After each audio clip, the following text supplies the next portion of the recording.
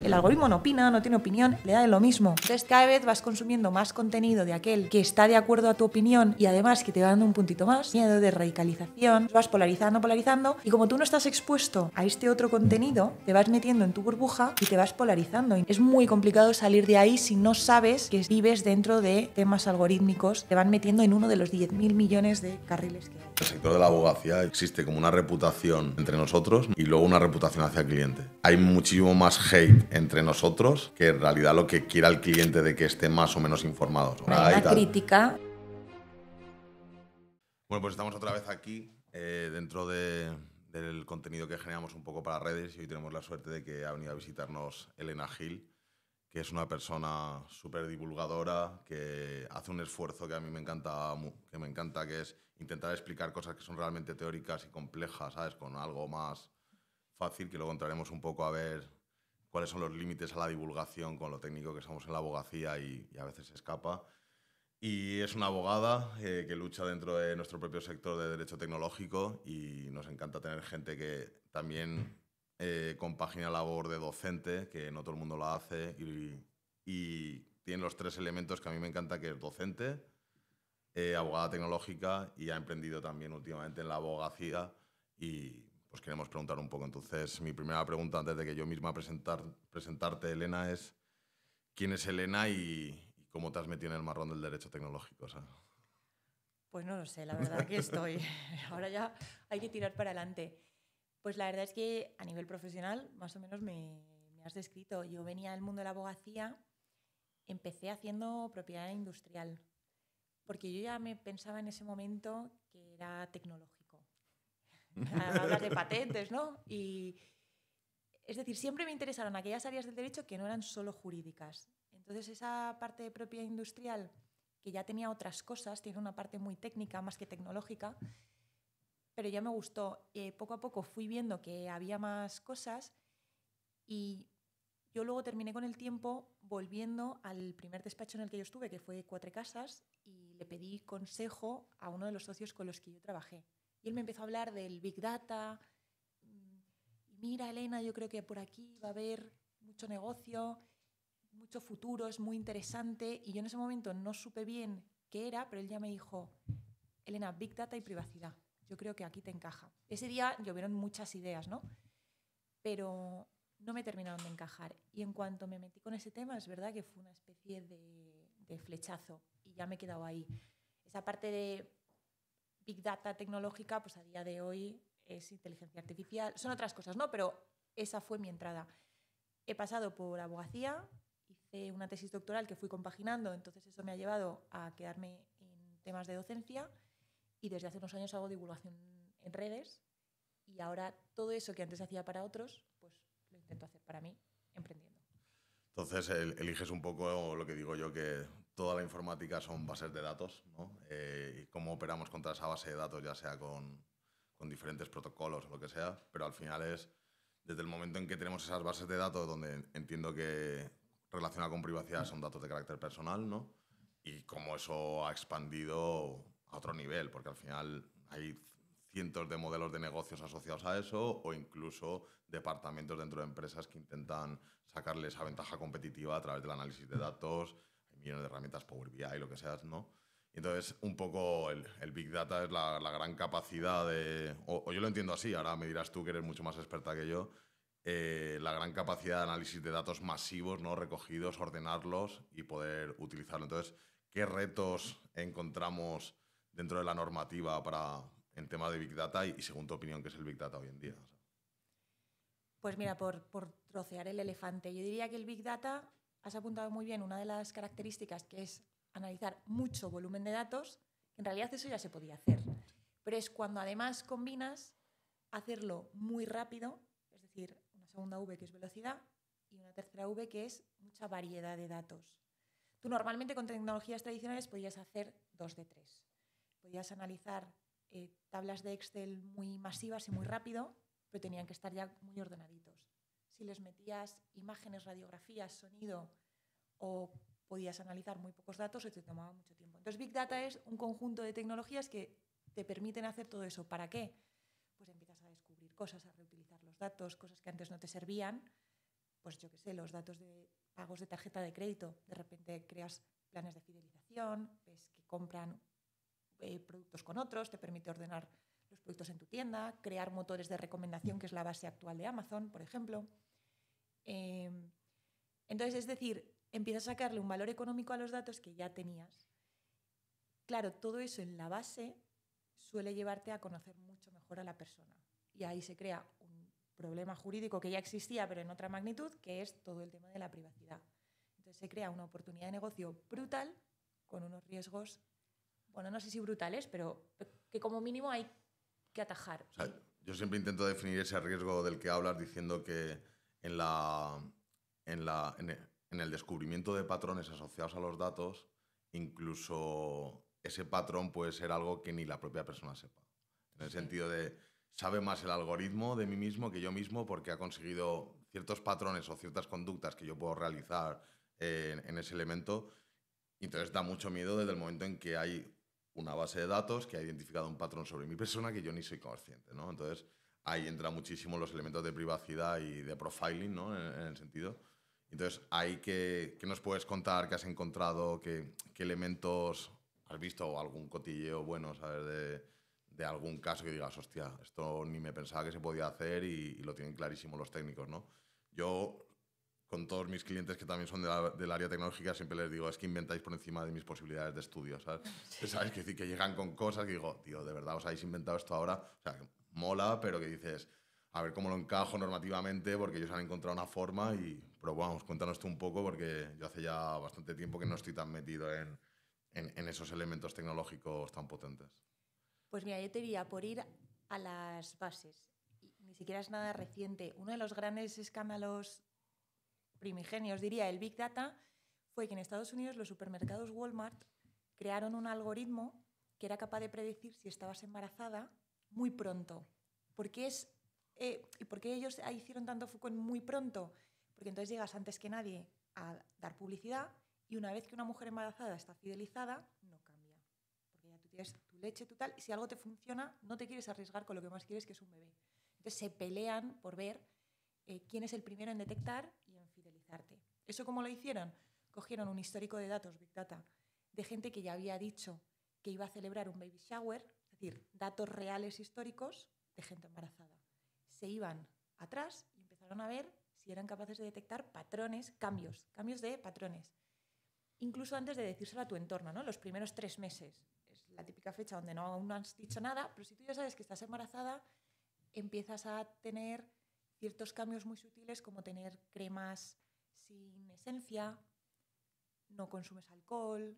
Entonces, en tu entorno no se sabe, pero la tienda ya puede saberlo. Total, el modelo resulta que funcionaba muy bien. Le empezaron a enviar publicidad personalizada a una niña de 15 años sobre productos premamá, hasta que llegó el padre cabreadísimo diciendo que estaban haciendo apología del sexo en menores de edad. Montó un pollo y unos días después tuvo que aparecer dándose un puntito en la boca diciendo, efectivamente, es que mi hija está embarazada.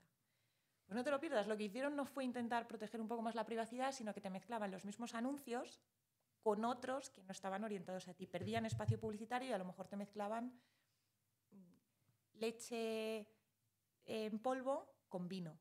Ellos ya saben que están perdiendo ese espacio publicitario. Y pues le meten ruido, ¿no? Claro. al elemento, ¿no? Y a día de hoy, ¿hasta dónde estamos llegando? Pues capacidad de predecir el pensamiento, neuroderechos, suena ciencia ficción, pero la capacidad de poder, o se cree, ¿no?, de ir sembrando o plantando pensamientos en una persona que te puedan manipular de forma muy implícita hasta el punto en el que tú no eres nada consciente. Entonces parecen cosas de ciencia ficción, pero no son tanto ciencia ficción. Yo lo que digo siempre es estadística, no es ciencia ficción, sino consiguen incluso decir, oye, una persona que tiene 30 años está realizando estos comportamientos y tiene pinta que va a caer en este comportamiento dentro de 5 o 6 años y le puedo empezar a targetizar y enviarle publicidad sobre algo que ni piensa él que va a comprar, pero como que ya se sabe que estadísticamente es muy probable que lo haga, ¿no? Sí, pero a veces no solo eso es intentar predecir. Ahora el punto y el mayor riesgo es intentar manipular y decir, ¿cómo llego a que tú quieras hacer esto, todo este ciclo de decisiones? Te voy plantando ideas que te vayan a llevar por este camino. Y tú te crees que estás escogiendo y no estás escogiendo. ¿Y eso afecta a privacidad? ¿Esa última manipulación que dices? Tus decisiones. No, Quiero hombre, decir, pero... tú imagínate, ya no solo es que me conozcas, es que me conoces tan bien que me estás... Ya no es que me conozcas como para poder perfilarme. Es que tú mismo estás decidiendo a qué perfil me quieres llevar. Eso puede ser a quién voto, que leo, que consumo. Coño, si no hay nada más privado que eso, ¿no? No, ya, pero quiero decir que entiendo que la capacidad de manipulación o de enseñar contenido para que tomes una decisión, tú dices que está basado en un previo análisis y ahí es donde está mi privacidad. Porque yo modificarte el pensamiento es privado, pero que al final cada uno es libre de decidir lo que quiera y votar lo que quiera. ¿O crees que en realidad está tan poco protegido la persona que habría que protegerlo? Claro, yo creo que con la neurociencia sí empezamos a estar mucho menos protegidos. Y sobre todo eso, con la sensación de que sí que somos libres. Entonces, esa es la parte donde venimos de tecnologías Big Data, que al final se basan muy en la estadística tradicional, hacia el siguiente paso, que es poder crear tú ciertos pensamientos. ¿Y cómo crees que se debería proteger eso o regular eso? ¿O crees que directamente si ataca un derecho fundamental o principal, cómo lo protegemos? O sea, ¿cuáles son las metodologías para...? Pues se habla ya de neuroderechos. De hecho, España es un país que está bastante concienciado de la importancia de los neuroderechos. Hay algunas iniciativas que se lideran desde España. Y luego, por ejemplo, en aquí y ahora, en lo material, el reglamento de inteligencia artificial ya prohíbe ciertos usos que puedan manipular opiniones. Luego ya otra cosa es ver en la práctica, porque eso es un reglamento que aún está en pañales, tendremos que ver, por ejemplo, y ya volviendo a nuestro mundo, hay medios de prueba. Tú puedes probar que eso ha funcionado. Ya iremos viendo cómo se hace todo eso. Pero que ya hay una concienciación de que eso existe y una cierta protección, ahí ya estamos. No es curioso, al final hay un gran debate ahí porque la publicidad intenta convencer, ¿no? Pero y hay unos límites, está todo aquí en España todo el tema de autocontrol, no sé qué. Nosotros lo vemos muchísimo en publicidad regulatoria, que es la de inducir a alguien a invertir dinero y poner en riesgo parte de su patrimonio. Incluso creo que es mucho más importante poner en riesgo tu independencia en la toma de decisiones, no tanto de inversión, sino políticas, ideológicas y filosóficas, que para mí lo veo como un elemento súper hardcore que puede entrar ahí. Para mí es lo más grave. Sí. Luego, comprar más o menos, entiéndeme también, pero es que yo creo que vamos hacia la manipulación de opiniones en masa. Ese es para mí, resumido en un tuit, el gran riesgo de las yo lo vi claramente, sobre todo que a lo mejor esto ya es como consumidor y no como jurista, en el tema de la Dana, ¿no? Que es decir, como que había gente que aquello era una catástrofe, ¿sabes? Y le generaban montones de reels y de historias en una opinión sesgada, y luego había otra gente que no le llegaba a ninguno, ¿sabes? Orientado realmente a su patrón y al algoritmo que le daba, y como había gente que decía, no hay problema, se está ayudando, y hay otros que llegaban los reels del ejército de Francia y a otros no, ¿sabes? Y directamente como pues, no sé si manipular, pero por lo menos mostrar dos caras de un mismo hecho totalmente diferentes, ¿no? Y cómo alguien se puede como radicalizar en su opinión por el contenido que le llega, ¿no? Entonces, no sé si ahí hay dentro de la regulación, que no me la conozco, si hay algún elemento de que sea realizado a posta o que haya una intencionalidad, ¿sabes? Porque no sé hasta qué punto puedo controlar eso. Y dos, si no hay una intención no oscura o una intención comercial o una intención política detrás, si realmente debería estar prohibido o no. Pues es un tema peliagudo, porque ahí creo que es más sutil, en el sentido de que no hay una manipulación como tal. Hay un algoritmo que intenta tenerte mucho tiempo en la plataforma porque así venden espacio publicitario. Es un consumo de atención. Tú estás más tiempo dentro de la plataforma por varios motivos. Primero, cuando tú ves contenido con el que ya estás de acuerdo, y segundo, cuando haya cosas que te sorprenden más. Y eso se hace cada vez más polarizando. Y entonces, si yo ya tengo un cierto sesgo, una cierta opinión personal hacia algo, el algoritmo va a detectar que a mí eso me gusta más, que veo el contenido entero, porque además ahí sí que entran, esto es muy psicológico, tú no escuchas entera una opinión normalmente cuando te contradice tu sistema de valores. Entonces, cada vez vas consumiendo más contenido de aquel que está de acuerdo a tu opinión y además que te va dando un puntito más de miedo, de radicalización. El algoritmo eso es lo que te muestra, porque el algoritmo no opina, no tiene opinión, le da de lo mismo, pero es solo lo que te mantiene más tiempo dentro de una plataforma y le Ese es hace el ganar más objetivo dinero. final. Entonces vas polarizando, y como tú no estás expuesto a este otro contenido, salvo que tú seas consciente de que esto existe, que se llaman burbujas de filtro, te vas metiendo en burbujitas y salgas tú fuera a buscarlo, pero como normalmente eso no se conoce, te vas metiendo en tu burbuja y te vas polarizando y no sabes, te crees que esa es tu realidad, o las cámaras de eco, las echo chambers. Entonces es muy complicado salir de ahí si no sabes que vives dentro de sistemas algorítmicos que te van metiendo en uno de los 10.000 millones de carriles que hay. Y lo digo por ser un poco abogado del diablo, ¿qué diferencia hay entre eso y que yo me compro El País o el ABC? Creo que hay muchas menos capas por encima. Y pero, bueno, ahí ya entraríamos en otro debate enorme de hasta qué punto es la prensa libre a día de hoy.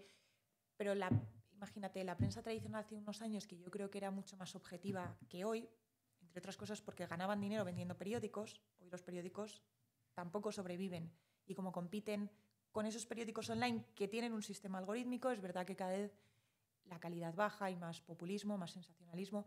Pero si hablamos de la prensa tradicional, todo el mundo sabe, no es tan grave, pero todo el mundo sabe que pequeño sesgo puede tener cada medio de comunicación. Pero la información suele estar contrastada, aunque luego haya un cierto sesgo. Pero un derecho de información, dices, en plan de entender que tiene una línea editorial o por lo menos saberlo. O sea, a mí lo que me parece más preocupante, que entiendo que el algoritmo, como tú bien dices, solo busca un elemento de consumo, ¿sabes? Que decir, tiempo. Y que pero no tiene que ser real. ¿se puede vender ese algoritmo en el sentido de, oye, quiero impactar a este número de personas y entonces no sé si ahí es donde está el límite que hay que tener cuidado en el sentido, ¿puede alguien pagar por saber que tengo identificado a una persona que es de este sesgo y lo quiero radicalizar? ¿Crees que ahí habría algún elemento de protección que a lo mejor no deberíamos vender eso? Sí, mira. ¿O esa posibilidad? Por ejemplo, hace unos años el escándalo Cambridge Analytica vino precisamente porque Facebook vendía ciertos perfiles que incluían datos ideológicos muy sensibles. Bueno, no te lo pierdas, es que aquí en España hubo un caso muy similar. Hubo una disposición muy escondida al final, disposición transitoria tercera de la Ley de Protección de Datos. Pasó muy desapercibida, bueno, pues modificaba a su vez otra norma, esto es solo a título de ejemplo, que era la Ley de Régimen Electoral General. Básicamente lo que hacía era que los partidos políticos se dieron a sí mismos, y quiero decir que esa enmienda, pues ese articulito lo crearon los propios partidos políticos porque fue una enmienda posterior, no vino con el proceso normal legislativo, donde asimismo se daban el poder de ir a Internet, coger todos tus datos para perfilarte y poder personalizar publicidad y propaganda electoral. Es decir, justo lo que hacía unos años había sido escandaloso por la capacidad de manipulación con un Cambridge Analytica, ellos, mencionando en la propia norma Cambridge Analytica, lo que hicieron no fue protegernos, sino legalizarlo. Bueno, hubo un recurso de inconstitucionalidad donde yo participé y se declaró inconstitucional por unanimidad, para sorpresa de nadie, porque era muy inconstitucional, pero se había aprobado por unanimidad, en un momento donde los partidos políticos es que no están de acuerdo ni en la hora que es. Entonces es muy grave que para hacer según qué cosas nos creemos que estamos pues, en un sistema con garantías y ahí... Está la garantía del constitucional, ahí estuvo. O sea, pero que sí, que me parece... Y al final va un poco a eso, ¿no? A coger datos de Internet. O sea, no me acuerdo, o sea, no lo conozco en profundidad este caso, pero básicamente decían que se amparaban en el interés, en la disposición de la ley como elemento de tratamiento de datos. Y ellos mismos se lo ponían y entonces no tenían que justificar el tratamiento, ni tener un consentimiento, ni interés legítimo, ni nada. La ley me permite hacerlo. Un interés público, ellos decían. ¿Cuál era el interés público? Es que ya no me acuerdo ni lo que... Porque no hay un interés público en poder perfilarte tan bien como para saber cuál es tu miedo y tocarlo con algo que ni siquiera vaya en línea con mi programa electoral. En todo caso, un interés público puede ser por parte de la administración, pero no por parte de un partido político, ¿no? Y bueno, en ese caso, además, concreto, pues también hay ciertas garantías legales, ¿no? Tú, por supuesto, puedes tener normas que te permitan hacer cosas con datos, es que solo faltaría. Si esas normas tienen ciertas garantías, eso no hubiese sido inconstitucional. Lo que pasa que es que además, esto no lo he contado por no enfangar la historia, pero es que esas garantías que al principio tenían, las primeras versiones de esa enmienda, de ese artículo, se fueron cayendo por el camino. Entonces, yo creo que la primera propuesta de artículo de esta historia que estoy contando hubiese sido constitucional, y esa sí que fue elaborada por juristas. Las últimas versiones, pues es que encima ya se fueron cayendo todas esas garantías. Bueno, porque entiendo que esto está... Es curioso que lo hables así porque entiendo que está dentro de la Ley de Protección de Datos y Garantía de Derechos Digitales, ¿no? Y dentro de las garantías de derechos digitales te meto una que incumple garantías propias. No, porque no estaba ni siquiera en el articulado, sí, estaban las disposiciones. Pero que va en el mismo texto legal dentro de una transposición y es con plan, donde se supone que estoy haciendo una ley que en su gran título marketingiano político es te voy a proteger digitalmente, para mí no, y te la cuelo, ¿no? Claro, entonces... Es muy heavy. Pero bueno, es solo un ejemplo más, porque tampoco yo quiero ahora demonizar... Sí, pero que vamos, que al final yo siempre creo en el sistema que tenemos. Ahí está el recurso de inconstitucionalidad a una norma, lo pudisteis hacer y por lo menos ahí se libra, pero incluso a ese nivel hay que controlar al legislador, ¿no? De, oye, a ver qué haces porque aquí no la estás colando. Y como tú dices, unanimidad. O sea, y eso me parece increíble que lo hayan votado todos a favor dentro de... Bueno, eso podíamos entrar largo y tendido de las comisiones en las que me han invitado a participar y te das cuenta que el nivel legal es bajo, ¿sabes? Sobre todo con toda la gente de calidad que tienen, ¿sabes? Pero yo eso sí que lo entiendo, ¿eh? Al final su trabajo es otro, no es la precisión, y para eso luego existen, pues eso, llamas a gente para comités. Entonces yo ahí, bueno, sí que lo puedo entender. Ahora, luego tu labor final, donde sí que es tu trabajo, es que el resultado sea bueno. Da igual si te apoyas en unos, en otros, si hay parte que lo tienes que traer tú de tu perfil profesional. Entonces sí que se te exige una labor de resultado, de técnica y de ética.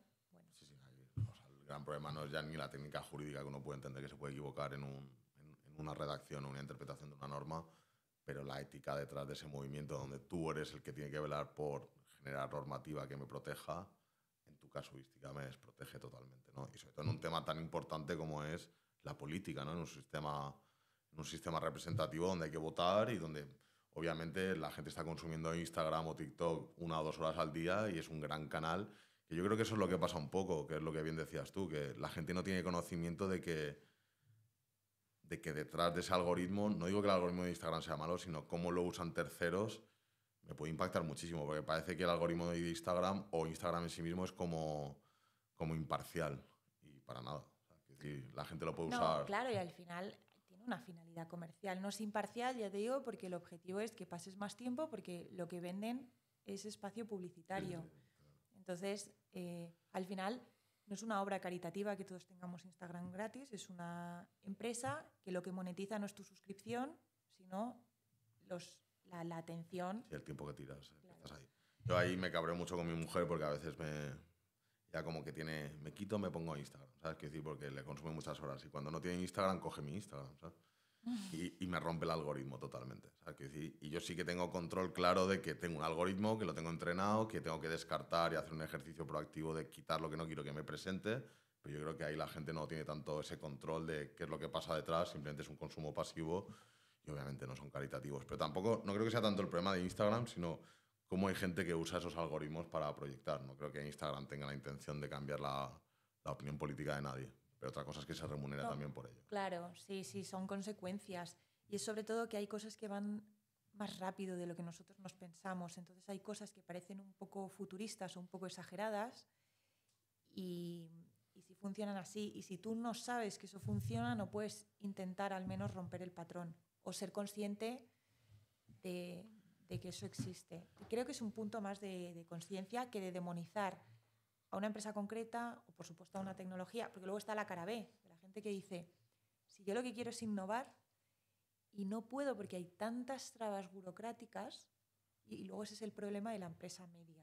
La empresa media no quiere manipular, no quiere hacer ilegalidades, quiere cumplir, hacerlo bien, crecer, innovar, y a veces es muy complicado, porque en busca de una solución de todos esos problemas a veces nos pasamos de frenada y se crean unas cargas administrativas que no hay por dónde cogerlas, que es que ni siquiera un profesional en la materia es capaz a día de hoy de estar actualizado.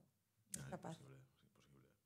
Eso, tengo un gran abogado que es como, yo lo considero como mi tutor, que solo hace recursos de casación y decía que la producción jurídica y legal está por encima de las capacidades de estudio de cualquiera. O sea, hay normas de todo, reglamentos, soft law, opiniones, y ellos que se dedican a casación, que son los elementos interpretativos de los elementos básicos del derecho, como pues, Código Civil, Código de Comercio, principios generales del derecho, dicen, es que no puedo abarcar, o sea, es Pero, imposible. Es más, ni el Tribunal Supremo tiene capacidad de casar, ¿no? claro. En todo lo que hay para tener una interpretación y una jurisprudencia clara, ¿no? Pero Tú bueno. en tu hipernicho de especialización y yo en el mío no se puede. Es decir, luego que te llega un asunto, ya te buscas tú la vida para tener la máxima información. Hay casos, yo tuve en su día una mentora que me decía, Elena, esto lo gana el que más lea, el que más aprenda, el que mejor informado está. Pero bueno, que incluso aunque tú cuentes con un buen equipo legal y aunque tú tengas una intención de hacer todo bien, primero, la cantidad de recursos que se necesita es enorme. ¿Para qué? Pues no te sé decir para qué a veces, porque sigue habiendo una incertidumbre. Yo ayer venía a una reunión con un cliente y me decía, ¿pero esto lo puedo hacer sí o no? Yo le decía, mira, yo te he emitido un informe donde no te digo que no lo puedes hacer, porque venía enfadado de otro despacho que le había dicho a una cosa bastante sencilla, no se puede. Le dije, yo nunca te voy a decir, no voy a lidiar con el no. Ya me gustaría poderte decir esto 100% sí. Es que nos movemos en algo que es una escala de grises y no te puedo dar esa certidumbre que tú quieres. Ya me encantaría a mí, yo también, ir teniendo la certidumbre. Es una pena, ¿no? Que nosotros seamos expertos y no podamos dar esa certidumbre. Y También con es todo... una pena porque ese caso en concreto era una tontería con la que yo estoy de acuerdo. Yo estoy absolutamente... No veo por qué hay ciertas cosas o ciertos datos que no se puedan tratar de una manera pues mucho más liviana y centrar los esfuerzos en los problemas de verdad. Y a veces, claro, tú lees sanciones, resoluciones y dices, claro, es que si estamos en estas, primero esta persona no tiene certidumbre y luego a lo mejor estamos poniendo las ramas no nos están dejando ver el bosque. Te estás yendo a por esta pequeña empresa si hace esto y no a los grandes problemas. Y luego les cuesta. Ahí yo lo que veo es que hay una parte del sector que a veces queremos claridad y no rigidez. O sea, hay rigidez de sí, no. Luego introducimos las metodologías compliance de análisis de riesgos y de ponderación y proporcionalidad que teóricamente son muy bonitas, donde en realidad no tengo una normativa que me dice sí, no, sino depende de cómo lo vayas a hacer. Y entonces, cuando vamos a compliance no te puedo decir que sí, porque depende también de la metodología y de los supuestos impacto por probabilidad que yo le pueda meter a algo, ¿sabes? Y ver cómo puede afectar o no, pero en realidad es un análisis propio, no validado por la autoridad. Y bueno, claro, hay una como que parte compliance subjetiva. mola, pero no mola, y rígido mola, pero no mola. Y al final, cuando tenemos una cosa, queremos lo otro, pero bueno. Sí, porque hay veces que cuando tú eres muy rígido, dices, hombre, pero ¿y si yo esto te propusiera hacerlo así? Me estás diciendo que yo no puedo lanzar un nuevo modelo de negocio. Entonces yo también entiendo que esa rigidez a mí no me gusta. Es verdad que tendemos a demonizar mucho, ¿no? Otra pata de eso es que cuando se escucha también mucho, no, es que necesitamos normativa que regule este aspecto específico con inteligencia artificial. ¿De verdad lo necesitas? Pero también se le achaca al derecho cuando a veces regula cosas, no, es que se ha adelantado a los problemas, se está poniendo soluciones a problemas que no existen. Es decir, que hay como muchas Sí. dicotomías. Bueno, yo qué sé, no es perfecto. Yo ahí hacemos... en lo nuestro encontramos también mucho que cuando voy con grandes juristas que tienen clarísimamente interiorizado la aplicación de la analogía, ¿sabes? Quiero decir, dentro de la normativa, y más vale regulación de principios generales y normativa que luego aplico a cada caso concreto, pero luego el inversor extranjero, que es el que realmente pone los dineros para y tal, dice, a mí no me vengas con una interpretación jurídico-civil de la tokenización, ¿sabes? De un producto financiero, dime la normativa que me dice que esto lo puedo hacer y no tengo problemas. Y luego la inversión es lo que mueve el mundo, es la gasolina también. Entonces, yo ahí soy muy partidario a entender los elementos esenciales de un contrato, de una comercialización y luego aplicarlo, pero entonces nos pasamos todo el día preguntando a la autoridad competente, ¿esto qué? ¿Esto qué? ¿Esto qué? ¿Esto qué? Y incluso nos ha respondido en un momento a una cosa que sí y luego nos ha dicho que no, y cambia de criterio y viene la ESMA y viene no sé qué. Todavía en nichos donde hay consultas vinculantes, bueno, pero cuando las consultas ni siquiera son vinculantes... No son vinculantes, te lo pone un disclaimer así de grande, Claro. en plan de esto no se considerará, no sé qué, y usted todo lo que se aleje de esto en una coma y media, no tal. También lo entiendo, ellos se protegen. ¿Sabes? Pero bueno, también me parece muy interesante y me gustaría ver un poco y darle una vuelta, sobre todo para luego conectarlo con la enseñanza, es cómo podemos informar a la gente, ¿no? Lo que hablábamos antes, para que tengan una conciencia de lo que usan y lo que no, cuando el contenido medio es de 10 segundos. ¿Sabes? Cuando yo te quiero informar de cómo funciona Instagram, cómo funciona todo por detrás para que tú puedas usarlo de una manera tal, pero luego tú mismo, tu contenido no es más de 10 segundos. Yo tengo aquí a mi hermana, que la cito mucho, que es una mega crack de la neurociencia, que dice, todo lo que no sea un paper de 80 páginas no me vale. ¿Sabes? En plan de, porque ella dice, yo me dedico a temas, y me dice, no puedo entender cómo se puede hacer divulgación, y eso también te lo quería preguntar, en plan, ¿cómo divulgo algo sin bajarle la calidad técnica, sin realmente ser una interpretación de los elementos donde te digo A, B y C, en vez de que léete toda la normativa y todo el soft law y toma tú tu propia decisión? Y cómo compaginamos, y luego vamos a hablar sobre educación, que tú has estado mucho en la universidad, como he estado yo, y creo que hay una grave problemática de capacidad de atención y concentración en elementos donde realmente, oye, nosotros, yo creo que justo venimos de la generación donde venimos del derecho antiguo, manuales de 800 páginas, Picazo, rojo, no sé qué, ¿sabes? Mercantil. Y ahora es cómo informo a alguien si su capacidad de atención no es de más de 10 segundos. Y yo quiero, a lo mejor, utilizo Instagram para intentar decirte, oye, esto es un algoritmo, esto funciona así y tal, pero no me presta atención. Entonces, ¿qué hago? O qué piensas que hay que hacer, o cómo le damos una vuelta a eso, o qué opinas. Vamos. Pues mira, yo venía de esa parte más tradicional, ¿no? Yo tengo 2 libros, o sea, venía como de todos los tics del sector, y otros tantos papers, no de 80 páginas, pero y capítulos de libro, y tesis. haces un análisis, tal. Yo tengo una tesis doctoral, y es verdad que al final es un equilibrio. Ese es un conocimiento al que yo le doy mucho valor, y de hecho yo le he dedicado mucho tiempo y mucho esfuerzo. Creo que el gran valor está en el tipo de conocimiento profundo, pero la audiencia a la que llega es menor.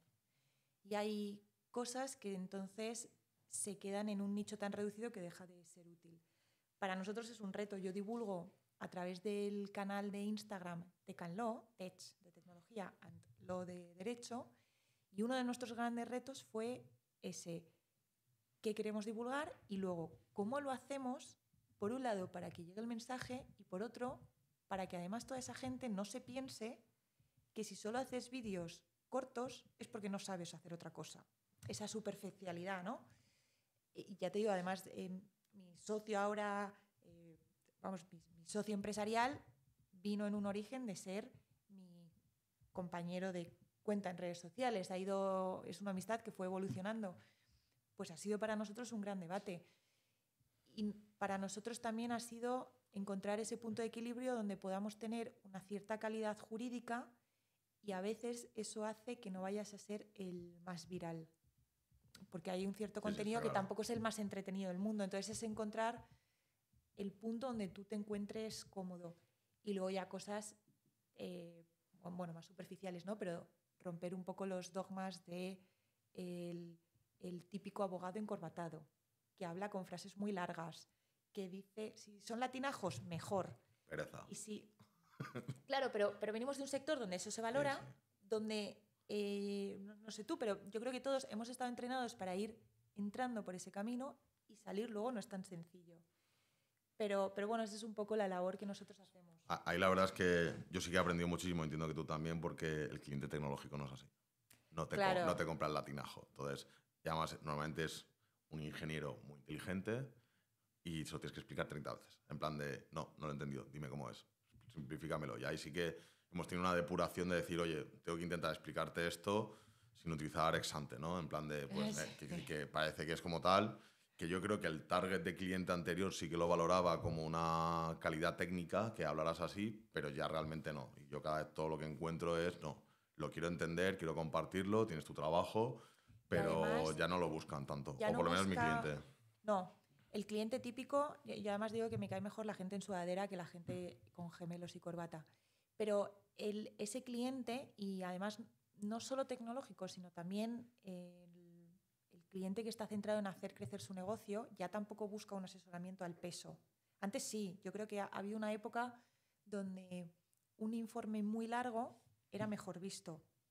Y de hecho a veces se utiliza a día de hoy para cobrarlo más caro.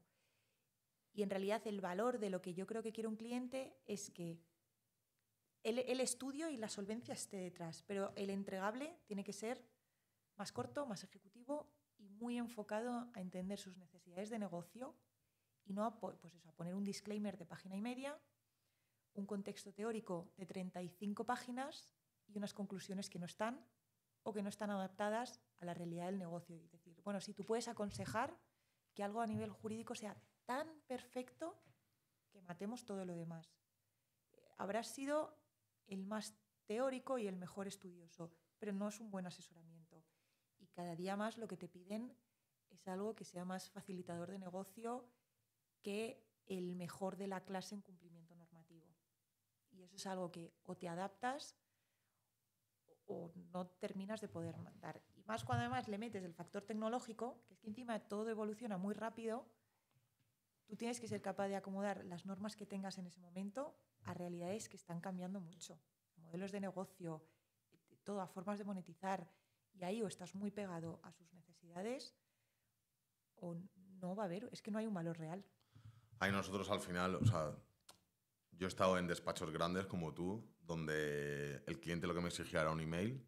Bueno, es que no hemos dicho de dónde Pero nos da igual, conocemos. eso no me gusta mentar al diablo, ¿sabes? De vidas pasadas, ¿no? En los grandes despachos pasadas, sí. donde yo le decía al socio, no, es que el cliente lo que quiere es un email ejecutivo tal. Me decía, ya, pero aquí le vas a echar 25 horas de estudio y tiene que pesar, ¿sabes? ¿No? Al peso, ¿no?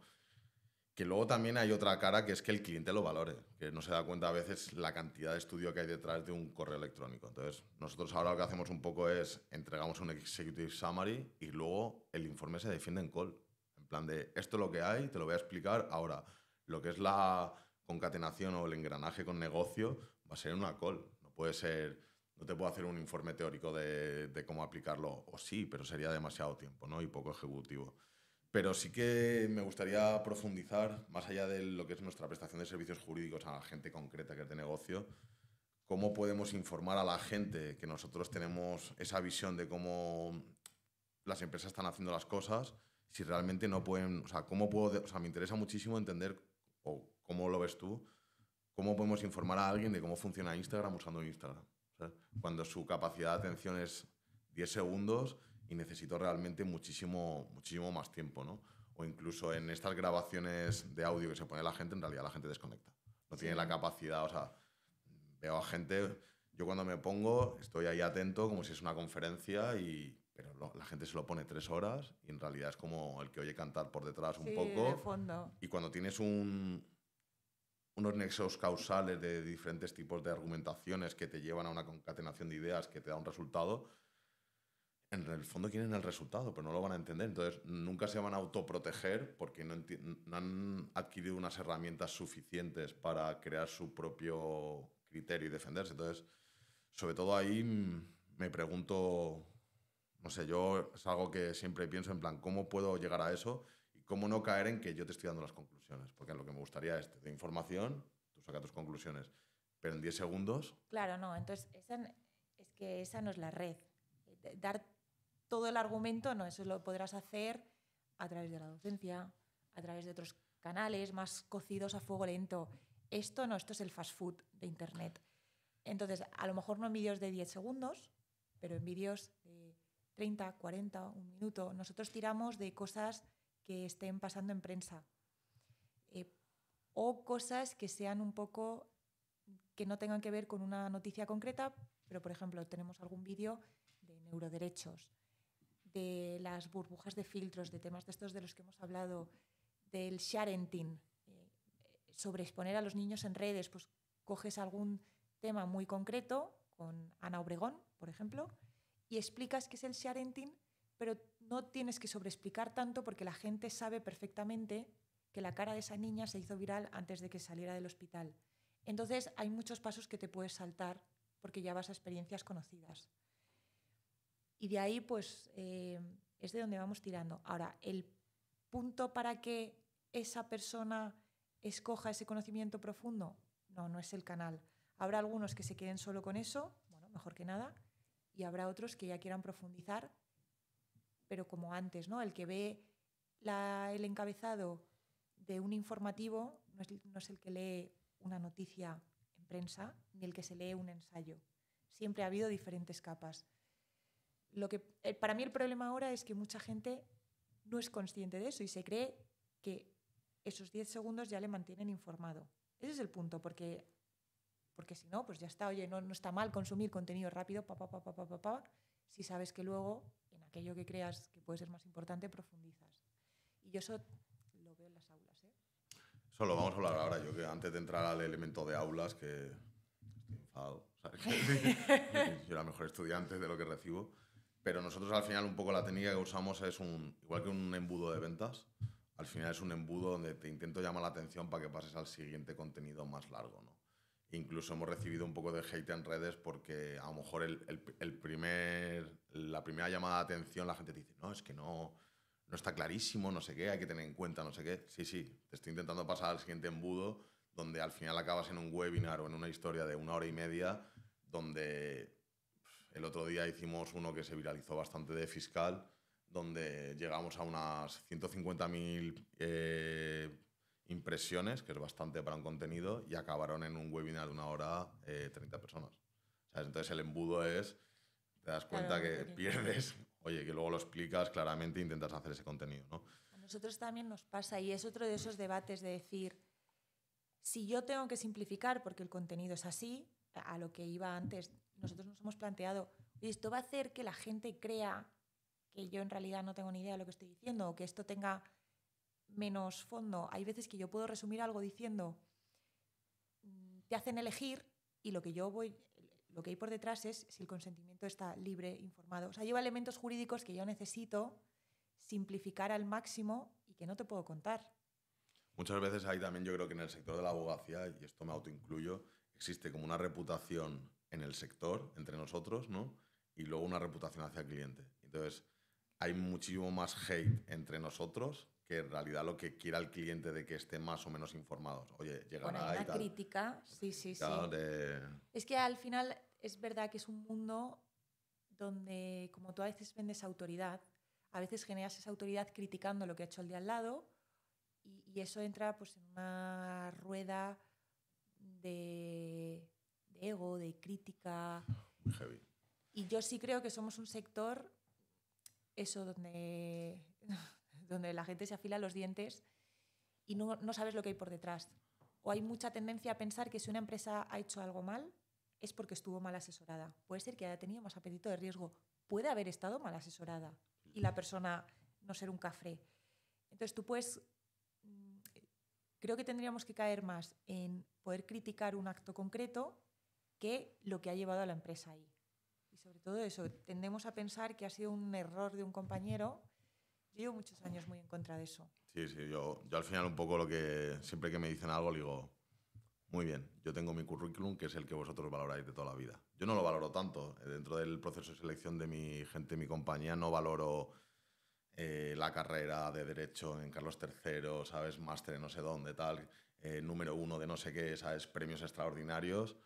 Yo eso no lo valoro, pero que luego cuando me vienen y critican digo, oye, que yo el camino lo he hecho, ¿sabes? Quiero decir que por eso acabamos lo que hablábamos antes en grande, ¿no? Que es como el camino normal o normativo de la excelencia en la abogacía para luego poder decir, oye, yo he estado ahí y yo no lo comparto. No quiere decir que no me sepa picazo de memoria, claro, ¿sabes? o lo aplico de otra manera, pero es a lo que yo me refería antes cuando decía, yo también vengo de hacer los tics.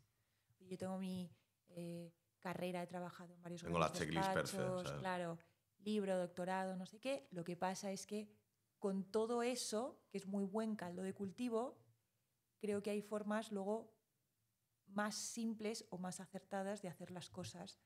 Y no me quedo en ese camino. Pero no me quedo en ese camino no porque no haya podido entrar. Yo he entrado, lo he hecho y tengo los tics. Lo que pasa es que creo que no era la mejor forma de hacerlo. O no es para mí.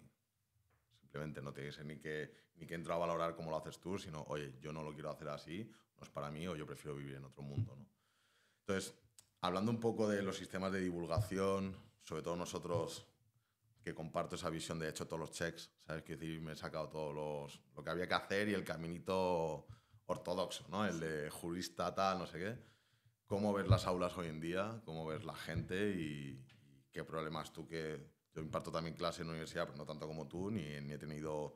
Se me ha planteado muchas veces hacer el doctorado, pero no tengo tiempo ni realmente ganas de profundizar en un tema, en una metodología académica, como tú hiciste, que pues es complicado hacerlo con todos sus pasos. Pero ¿cómo ves las aulas? ¿Cómo ves esta nueva gente que viene? Yo realmente últimamente ya llevo como 7 años impartiendo clases en másteres y en grado. ¿Cómo los ves? O sea, me cuesta penetrar ahí dentro, ¿sabes? Y en esas mentes intento enseñarles esa forma diferente de no el profesor leyendo o el profesor tal.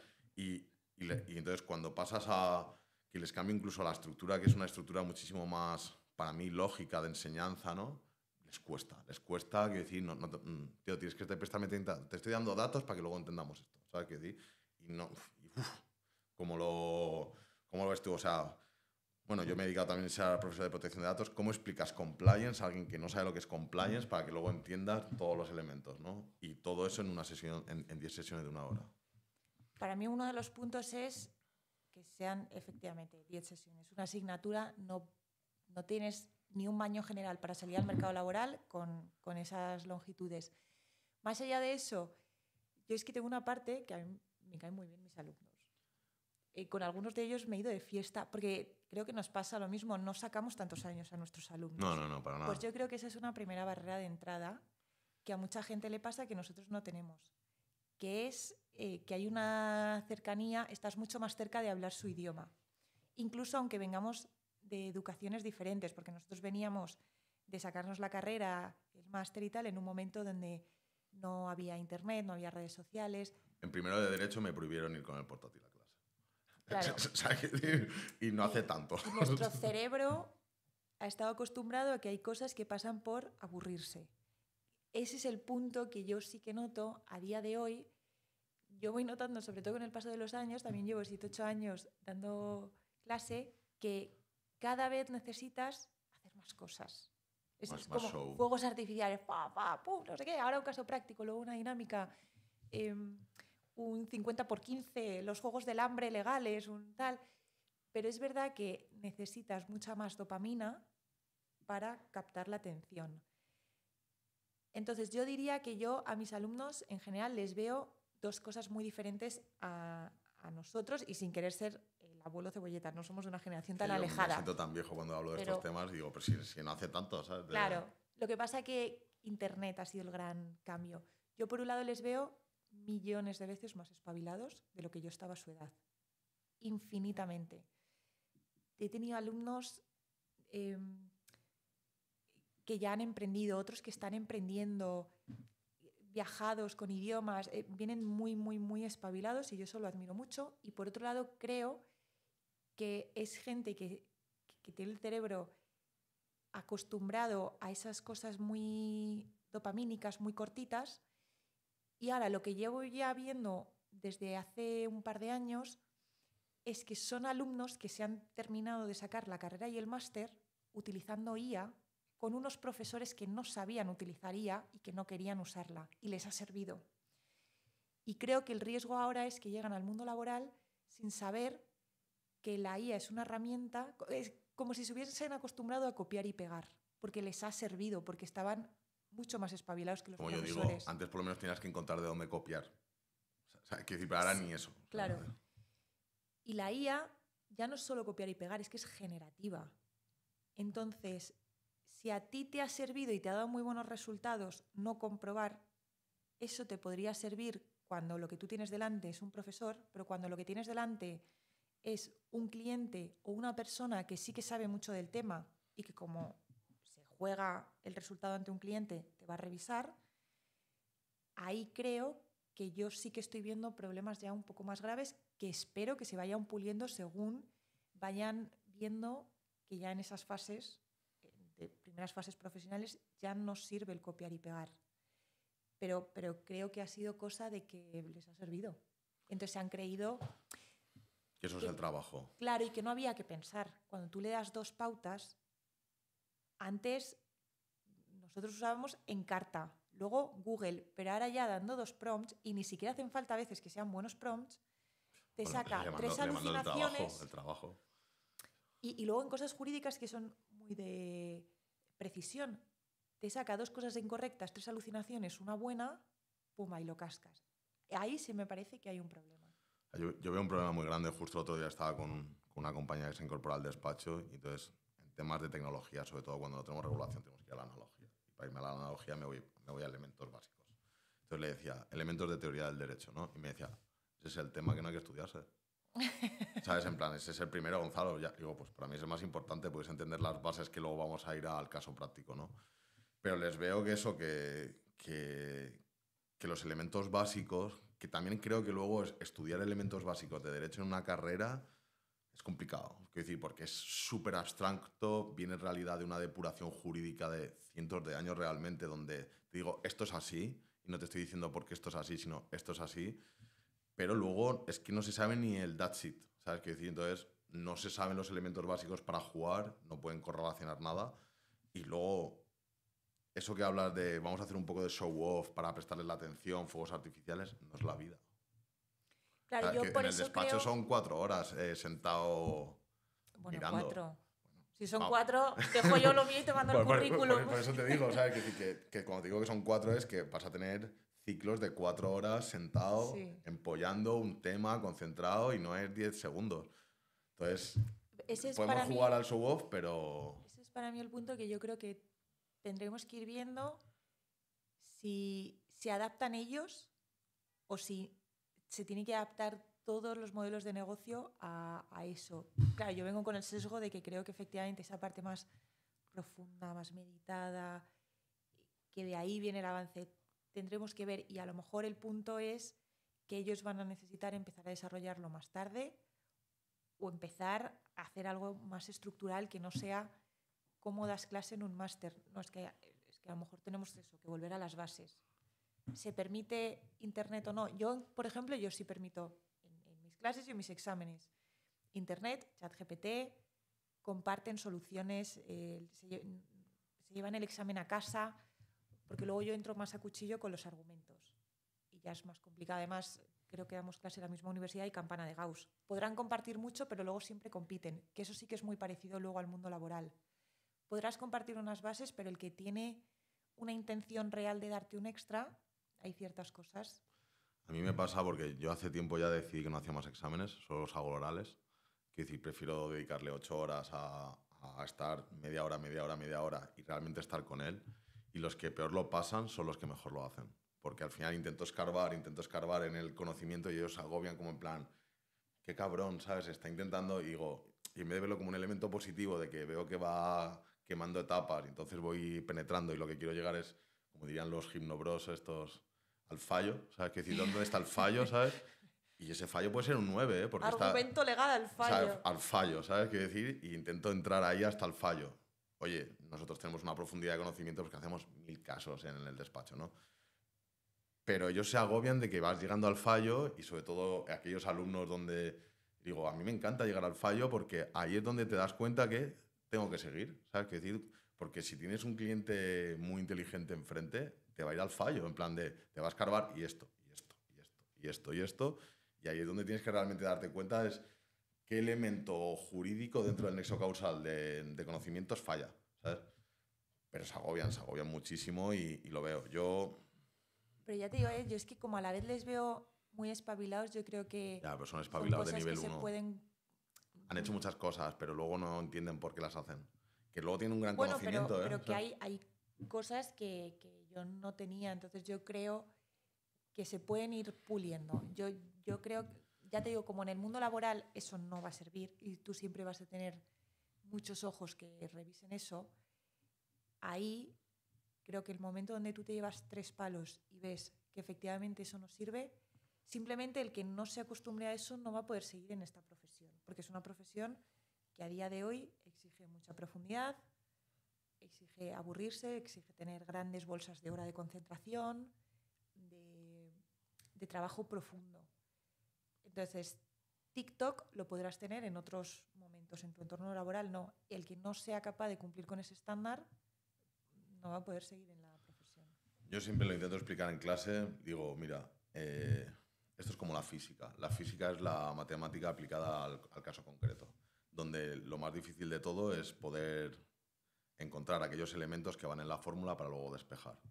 Yo creo que hoy en día, a nivel matemático, pues podrá haber una inteligencia artificial que me pueda despejar la ecuación. Es decir, entonces no, realmente toda esa parte matemática a lo mejor no es tan útil. Igual que antes había que memorizarse las tablas de multiplicación porque no tenía calculadora, y para poder operar rápido necesitaba memorizármelas para ir más rápido. Ahora lo hace la calculadora. Entiendo que eso llegará, pero ese elemento de concatenar hechos con variables que luego le puedo decir a la IA, oye, tengo esto, sácamelo, ¿sabes? Ese para mí es el punto. Sí, pero... Porque no te permite luego, si no, tener un pensamiento crítico contra la IA. Si no tienes esa base o si no estás dispuesto luego a construirla, ese para mí es el punto. Y luego da muchos fallos, ¿eh? Yo juego muchísimo con la IA y sobre todo con el equipo y le digo, le meto la ley de sociedades de capital y le hago una pregunta que me sé la respuesta. Y te falla. Así, mira. Falla y te lo dice con una claridad de esto es así, el administrador tiene responsabilidad tal, y le digo, pues el artículo tal no dice eso. Y te dice, disculpa, me he equivocado. Sí. ¿Sabes? Y es como, no está tan depurado, lo que quería llegar es, no está tan depurado el sistema de la optimización de IA con respecto a normativa para decirle, resuélveme la ecuación solo. Porque es que no, a lo mejor no, o sea, a lo mejor dentro de 20 años creo que va a llegar, ¿sabes? Pero ahora mismo no, entonces no puedo jugar a la calculadora. Todavía tengo que controlar el tema. Entonces, que podrá llegar y podrá cambiar. Pero aún así, ese espíritu crítico que te lleva a determinar cuáles son las variables importantes dentro de un caso, eso es lo más importante y les cuesta un poquito. La verdad es que yo lo intento y al final lo que siempre busco es, oye, aunque me quede atascado en un concepto, te lo voy a repetir 30 veces, ¿sabes? Hasta que lo entiendas y si me voy de la clase o del curso sabiendo que has cogido 3 en vez de 10, por lo menos tienes 3. Pero a veces es complicadillo, muy complicado. Entonces, y ya que te tengo aquí, sobre todo en tema de enseñanza, ¿cómo ves a los alumnos que eligen derecho tecnológico y qué es lo que piensan que es y luego lo que realmente es, que te has encontrado así en las aulas? Bueno, el derecho tecnológico tiene una parte tecnológica, pero es derecho. Y ese es el punto. El derecho siempre va a exigir esa parte de concentración, de un trabajo pausado, meditado, lo que tú hablabas de hablar del nexo causal, toda la concatenación de argumentos. Ese es un tema que, por muy moderna que pueda ser nuestra área del derecho en relación con otras, esas bases persisten. Quizás esa es la parte que yo creo que alguien puede llegar con el sesgo de creerse que aquí es menos derecho. Y que sí, como si fuese a lo mejor menos profundo que el derecho civil tradicional. Y no, al final hay una parte donde tienes que estudiar qué implica una tecnología, cómo funciona, cuáles son los riesgos, lo tienes que entender, pero luego hay una parte donde te tienes que ir a los zapatos de... Argumentar, a exposición de ideas. Sí. No, yo los veo a veces como que les mola mucho la tecnología, pero que confunden como tecnología con Instagram, ¿no? Como en plan, o redes sociales, pero en realidad nosotros no estamos en el uso de Instagram, estamos en cómo procesa los datos, cómo los analiza, cómo funciona un servidor, cómo se conecta, cómo va tal. Sí. Y a veces he encontrado como decepciones muy grandes cuando han entrado como, hostia, yo me quiero dedicar a esto, me encanta, ¿sabes?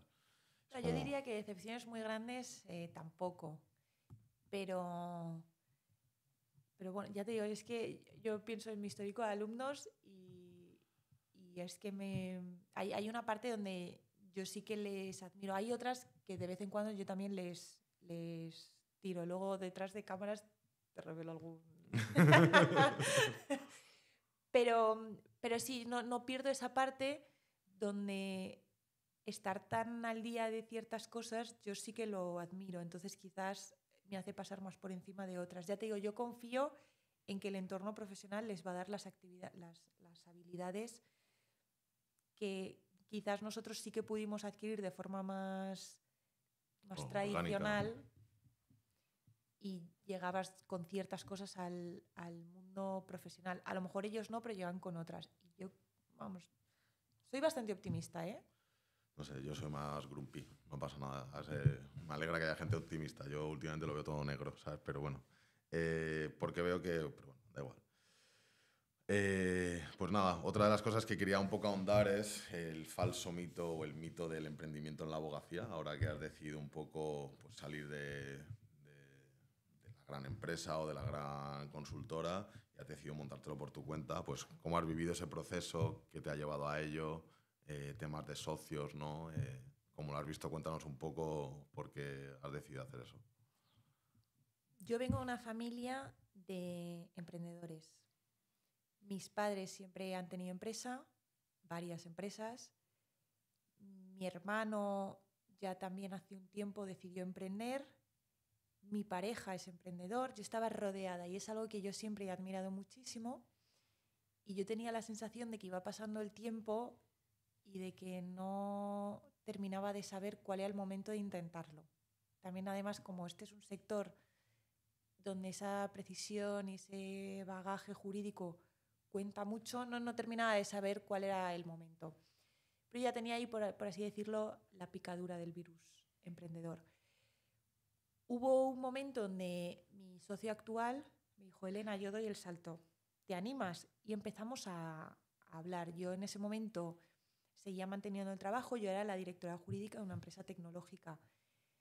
Y yo en ese momento estaba bien, entonces no terminaba de encontrar cuál era el punto hasta que llega un momento donde coges aire, te tiras a la piscina, intentas ver primero si hay agua, pero hay un punto donde ya tienes que tomar la decisión de cambiar una cosa con otra. Para mí el momento ha sido que creo que estoy en un punto donde ya tengo una solvencia profesional, aún puedo tomar riesgos, porque por ejemplo no tengo hijos, y creo que estoy en un punto donde a partir de ahora ya sería más complicado tomar esa decisión.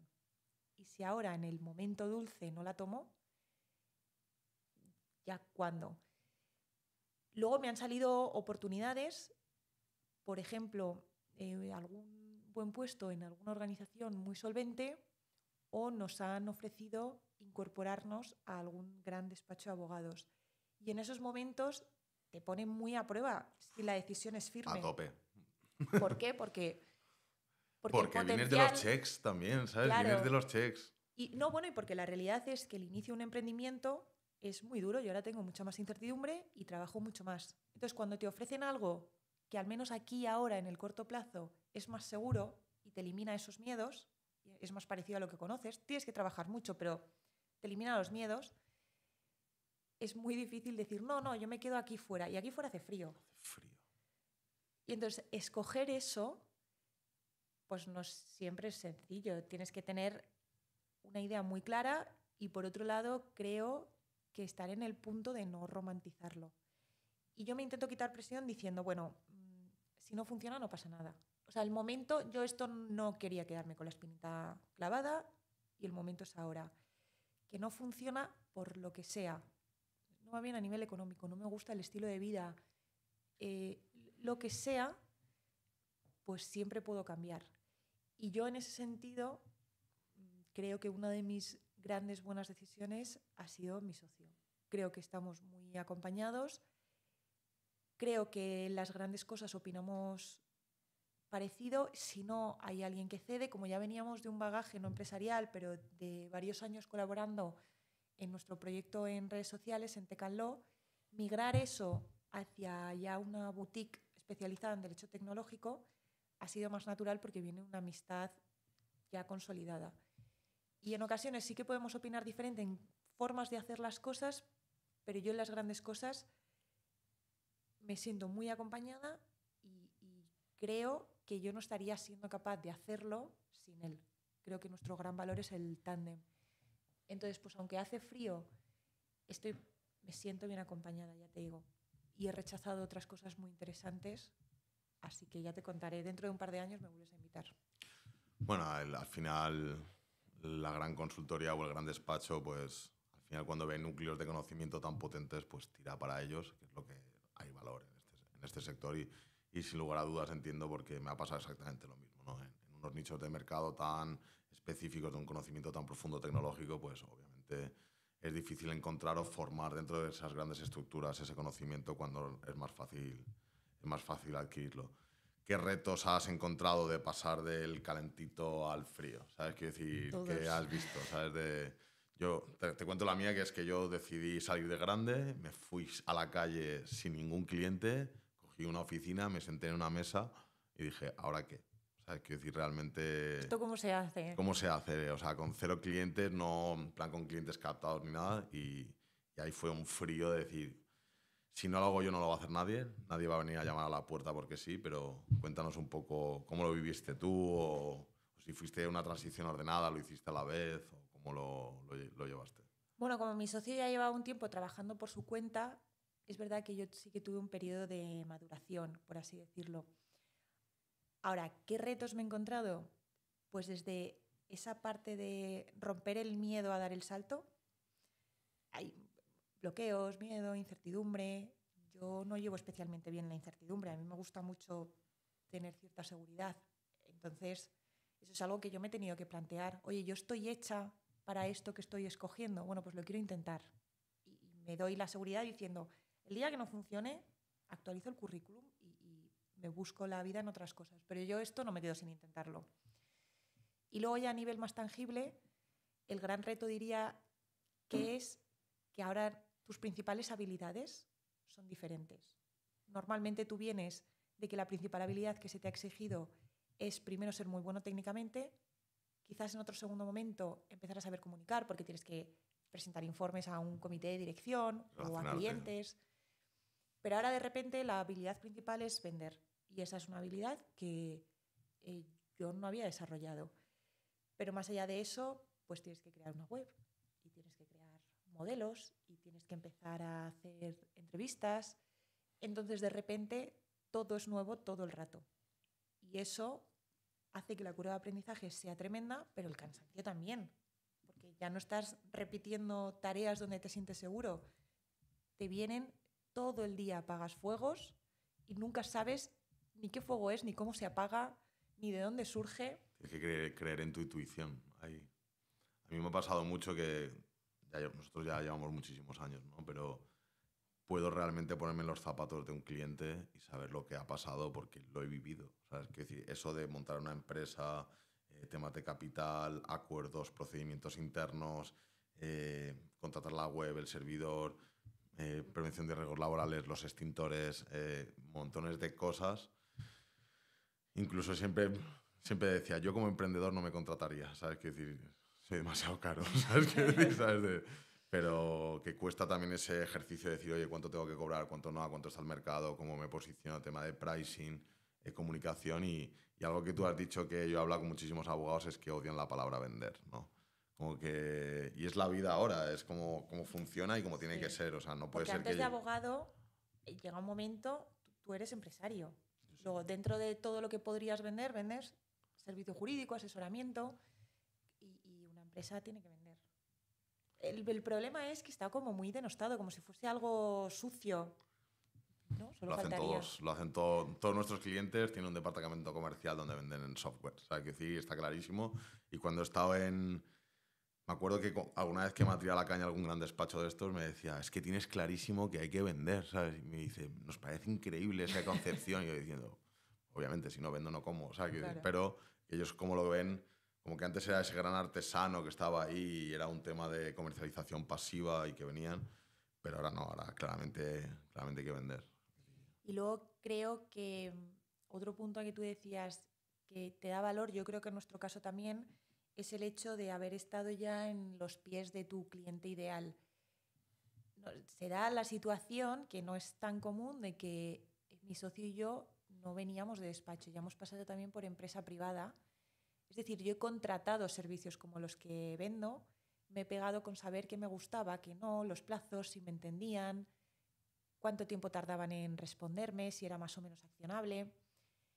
Y esa parte de que alguien pase por despacho, empresa, y luego vuelva para montar un despacho, efectivamente te hace entender, a ti te hace entender lo que ya tienes ese bagaje, a mí me hace entender lo que yo solo he vivido dentro de una empresa externa. Y bueno, ya te digo, yo me he criado en un entorno muy emprendedor. Entonces yo sí creo que hay una parte donde como el cliente ya empieza a exigir algo mucho más adaptado a sus necesidades, no un abogado teórico, creo que ahí hay una cierta ventaja en haber estado, en entender bien cuál es esa necesidad y no intentar vender algo que no sea. O al menos no para ese cliente. El cliente que quiera esa parte más teórica a lo mejor encaja con otro tipo de prestador de servicios. Es raro, ¿eh? O sea, más allá de unos procesos jurisdiccionales de alto nivel donde entra la teoría pura, porque es un debate contra otro jurista, como es el juez, en el día a día, no digo que no haya que ser pulcro y técnico, pero es un tema muchísimo más de negocio, ¿no? ¿Cómo te ayudo a entender los límites jurídicos para llevar a cabo tu negocio y qué es lo que se puede y lo que no, y dar soluciones? Pero sí, ahí muy claro el tema de vender, muy claro, como tú bien dices, sobre todo si estás en una posición de head of legal, te has dedicado a contratar otros y ves qué necesidades cubres en esa externalización. Y eso es primordial entender para darle una necesidad al cliente. No es en plan, yo soy como soy, no, yo me adapto a lo que tú quieres, incluso a veces por diferentes metodologías, a lo mejor el cliente no, ya no tanto por técnicos, sino por metodologías de trabajo, cómo funcionan, no encajamos, oye, no pasa nada. Y ahí puede haber millones de motivos. Pero bueno, sí, eso, comprender cómo esa persona tiene luego que tomar la información que tú le das y trasladarla para llegar a una decisión, a un comité de empresa o a un consejo de dirección que necesita tomar decisiones muy rápidas de manera muy ejecutiva y no va a entrar a leer el papel. A lo mejor el Head of Legal sí se lee el papel, pero tú ya le tienes que allanar el terreno porque esa persona lo que quiere en su puesto es tomar decisiones estratégicas que le permitan crecer en su empresa. Entonces, tiene que haber una parte donde tú le des herramientas jurídicas y una calidad jurídica, pero donde tú también le ayudes a brillar en su objetivo. El objetivo de la empresa es crecer y tu objetivo es tener al cliente contento. Son tres objetivos muy diferentes. Entonces, tienes que encontrar la manera de alinearlos. Bueno, pues nada, encantado de que hayas venido por aquí. Me encanta encontrar gente como tú que divulga, explica, hace un poco de todo y emprende. Espero de verdad que puedas llevar a cabo todo lo que quieras en materia de emprendimiento, porque cuando lo consigues, veo que es cuando, yo por lo menos es cuando me siento realmente libre dentro de mi sector, en el sentido de que puedo hacer o deshacer y no estar encapsulado. Y nada, como mínimo enhorabuena y encantado de poder tener a gente aquí que sabe tanto, que yo al final, como bien dice un amigo mío, tú no eres abogado, eres empresario de la abogacía y cada vez nos vamos más lejos de la técnica, pero encontrar gente que lo valore y lo hace. Muchísimas gracias por venir.